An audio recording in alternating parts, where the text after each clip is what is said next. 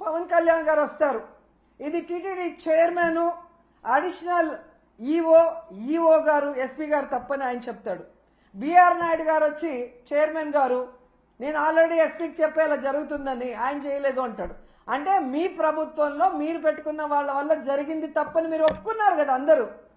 మరి ఎందుకు 3 రోజులు అవుతున్నా ఎవరి పేరు ఎఫ్ఐఆర్లో ఎక్కట్లేదు? ఎందుకు ఎవరిని కూడా అరెస్ట్ చేసి లోపల పెట్టలేదని నేను అడుగుతున్నాను. అసలు పవన్ కళ్యాణ్ గారు ఏం మాట్లాడుతున్నారో ప్రజలకి కన్ఫ్యూజ్ అయిపోతున్నారు. పిఠాపురానికి వెళ్ళాడు నిన్న. నేను క్షమాపణ చెప్పాను, మీరెందుకు చెప్పను అని అడుగుతాడు. అప్పుడెప్పుడో అమ్మాయిల రేపులు జరిగినప్పుడు గమనించాను, బెత్తం దెబ్బలతో సరిచేద్దామంటాడు.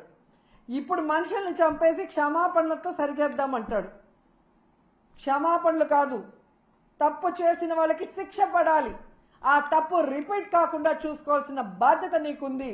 ఎందుకంటే ఈరోజు ప్రభుత్వంలో నువ్వు ఉన్నావు, డిప్యూటీ సీఎంగా నువ్వు ఉన్నావు. ఉండి కూడా క్షమాపణలు బెత్తం దెబ్బలు అంటావు. మొన్న ఈ మధ్య కడపకు వచ్చినప్పుడేమో ఎవడు తప్పు చేసినా నేను ఒప్పుకోను, తాట తీస్తా, తోలు తీస్తా, అంతు చూస్తా అని మాట్లాడావు. మరి తప్పు చేసిన వాళ్ళు ఈరోజు చైర్మన్, అడిషనల్ ఈఓ ఎస్పీ అని నువ్వే చెప్తున్నావు కదా. మరి ఎందుకు వాళ్ళ తోలు తీయట్లేదు, వాళ్ళ అంతు చూడట్లేదు, వాళ్ళ తాట తీయట్లేదు?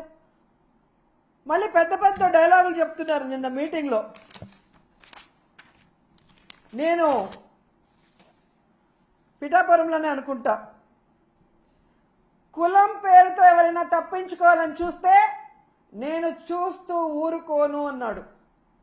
మరి ఈరోజు బిఆర్ నాయుడు గారిని, వెంకయ్య చౌదరి గారిని, సుబ్బారాయుడు గారిని శిక్షించడానికి ఏ కులం చూసి నువ్వు భయపడి ఆగిపోతున్నావు అని అడుగుతున్నా.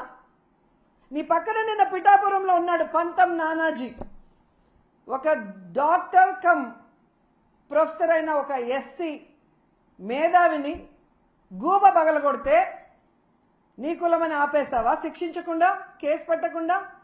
మళ్ళీ పెద్ద పెద్ద డైలాగు, కులం చూసి నేను భయపడను అని. ఆ రోజేమో జరగని తప్పుని జరిగినట్టుగా లడ్డూలో కల్తీ జరిగిందని కాషాయ వస్త్రాలు వేసుకొని తిరుపతిలో నానా హడావిడి చేశారు. ఈ రోజేమో తప్పించుకొని తిరుగుతూ క్షమాపణ చెప్తే చాలంటారు. మీ ద్వంద్వ వైఖరి చూస్తున్నారు.